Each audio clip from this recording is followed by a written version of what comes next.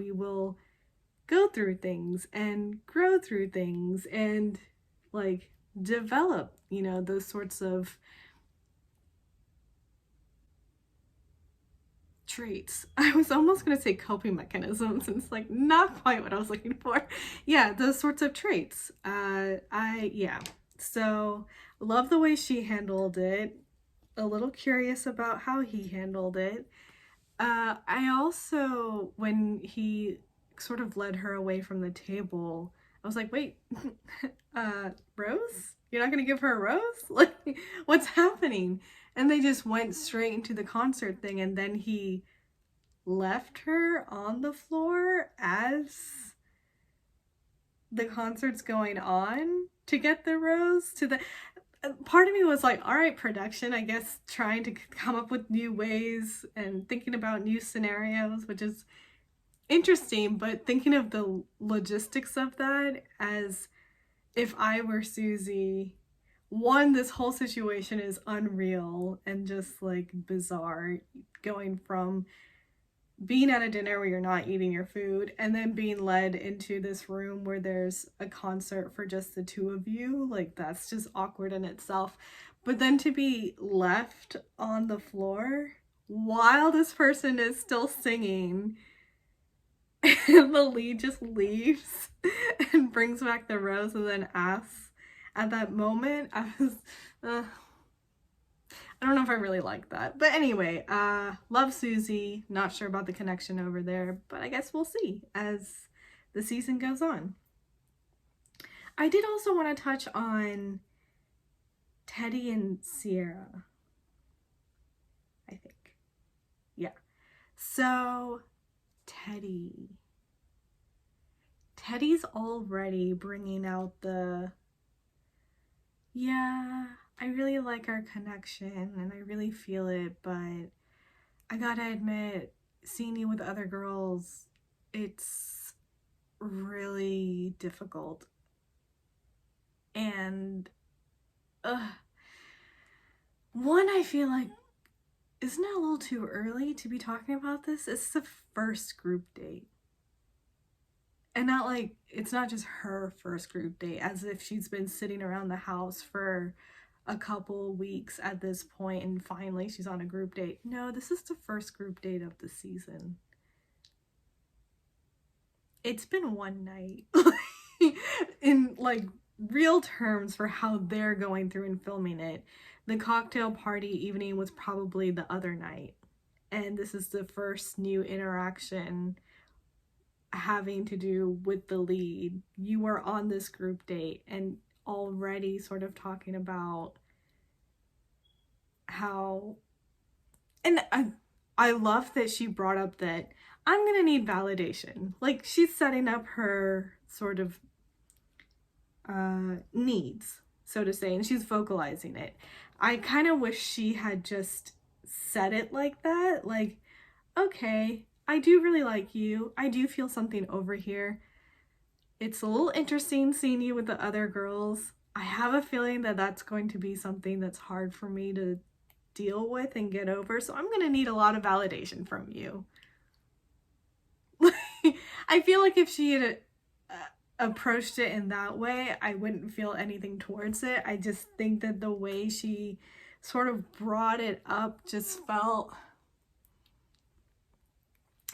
very like getting sort of serious and needy very early on. So not sure about that. Keeping an eye on Teddy. I do still like her, so I'm intrigued to see moving forward. And Sierra. I think she's so beautiful. Sierra is gorgeous. I love her energy.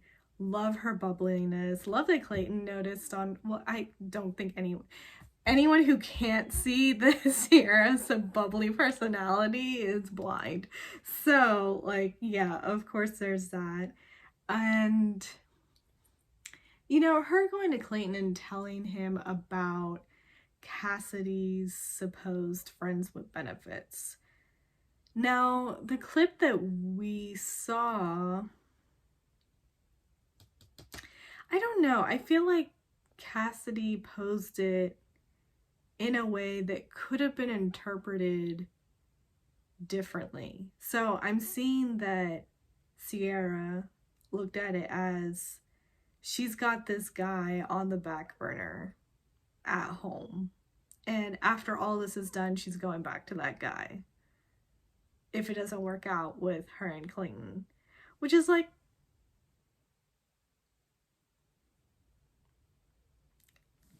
are they dating? I don't think so. So it's like, well, they're not in a committed relationship. But I get it. Optics wise, you're just sort of like, you came here to possibly grow a connection with someone.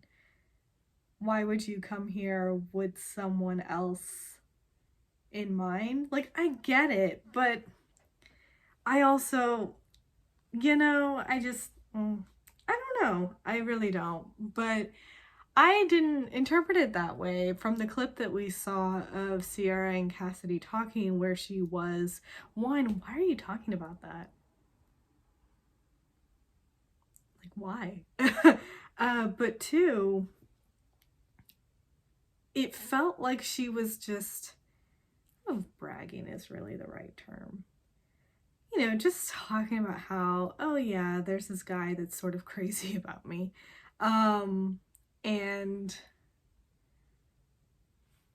I don't know, just going on about all this sort of stuff, but it kind of felt more like this is the level I'm at, I guess. I'm not really sure if I'm getting across like what I'm thinking. I'm probably not. I kind of shit at words sometimes.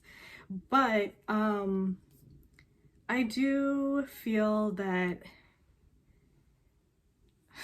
though I don't really care for her as a person, in this instance, I don't think she's really in the wrong. I think it's dumb to talk about to anyone, especially in this setting, but it didn't sound like, oh, I'm keeping him on the back burner and I'm gonna go back to him after this. I don't know. It didn't sound like that to me. It just sounded like, oh yeah, there's this guy that like I've been having flirtatious boutings with, and yeah, he's sort of crazy about me. And he's there. I don't know. That's just what I have to say there. But I love Sierra, so I do wonder if she was just, yeah, I suppose looking out for Clayton and also just being proactive. She heard this, she has the information. It pertains to someone who hopefully she's trying to grow a connection with. And what did she say? If I know this and I don't say anything, then I'm part of the problem. Don't know if I really would go that far, but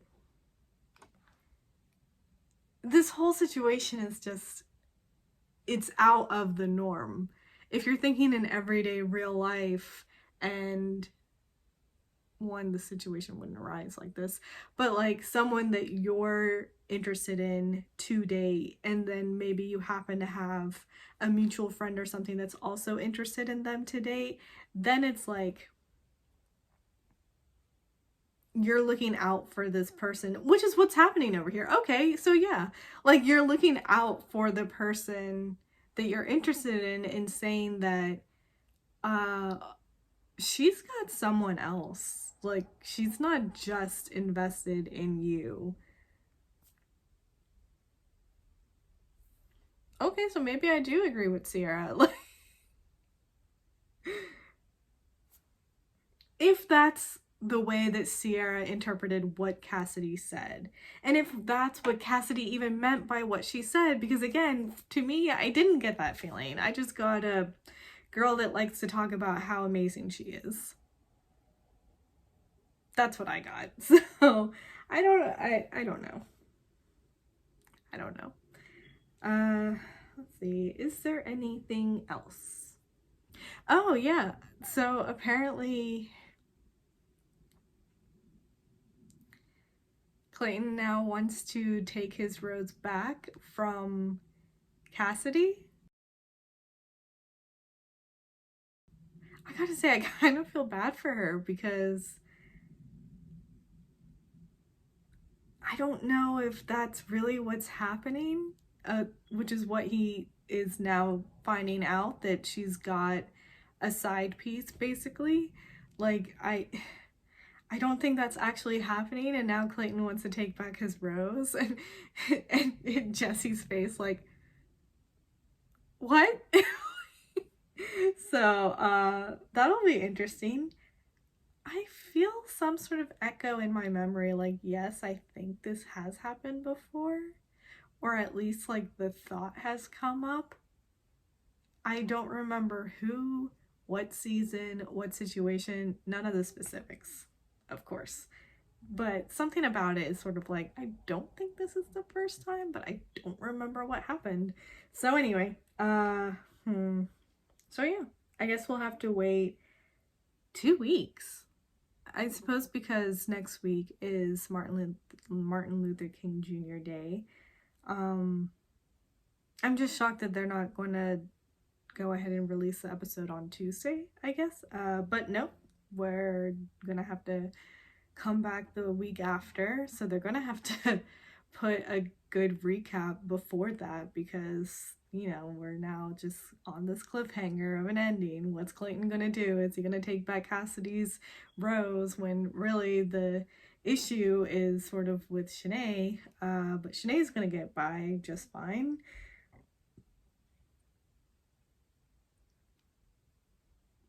It's a mess. It's a mess, y'all. Welcome to The Bachelor, I guess. Anyway, I'll be interested to see what happens.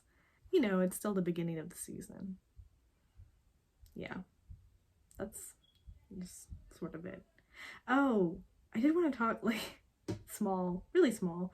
Rachel had this moment in the beginning of the episode before the date cards were coming, was really having this, like, really optimist moment, saying that, oh, whichever date is a good thing, because it's just more time with Clayton before having to go to the cocktail party. So, that was obviously really nice to hear. And then they saw the helicopter go over. And yes, she had a little moment over here where she said that, I'm the pilot. That should have been my date. So it's a little bit of a snarky comment. And it's presented in a way to sort of make her look villainy, I guess. But let's be honest, if any one of us were in that situation, we'd be thinking the same thing. This is like actually her field, something that like she would have excelled at in being a part of. It's basically what she's getting at. I get it. Like, I get it, Rachel, but that's a bit of a snarky comment towards Susie. But it happens. It's silly, it's stupid, but in that sort of situation where emotions are heightened and all of this sort of just the environment around you, it's made to bring out those sorts of sides. It's reality TV. So, but yeah.